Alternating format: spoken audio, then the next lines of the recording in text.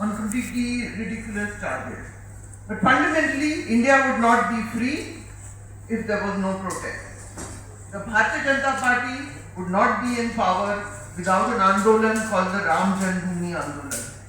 That put them there. The Congress would not have suffered a very devastating hit had it not been for the Anna Andolan. And however, and the beneficiaries of protest are also those who are in power right now. So it is at this time when the world is in such huge upheaval, when we are seeing nations being bombed, it is hard to read what will happen tomorrow. We, whoever can, in every small way, must speak up for the rights in our country of those who wish to protest. There is no change, political change without protest. There is no, you cannot cede space on policies, on everything, which is why protests are being increasingly criminalized. Protests are being presented as enemies of the nation. So, very briefly, this city has witnessed some historic protests in recent years. I have just scanned through how protest has changed the journey of politics in our country. It's kept us independent. It has led to our independence. But there was the Shaheen Bagh protest. That is when the severe criminalization of protest began here. And there are people who are still in jail because of that protest.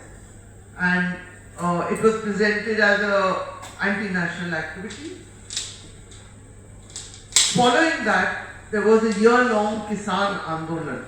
There was an attempt to also present that as a Khalistani-backed, foreign powers-backed, toolkit-backed event. But eventually, that is the one time that the government had to blink and step back from laws which were called the farm laws, which they were amending the structure of agriculture in order to benefit big corporations. So they were doing that, but after a year, they had to step back. It is the one time, and it is that protest which was defamed, an attempt was made to defame that protest, which led to that consequence. Today, we see a worrying fear of protest. In Ladakh, Mr. Sonam Wangchuk, once a national hero, today is in jail because he wanted to protest. And likewise, what happened at AI Summit? There was a university, a private university, which was a laughing stock, which was reported on by the whole world.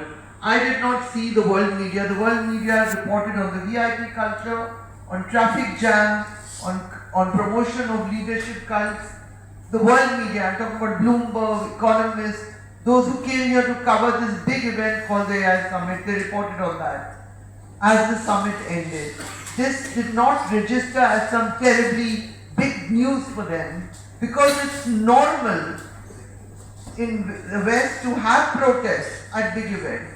It is a normal event, it is not some criminal activity.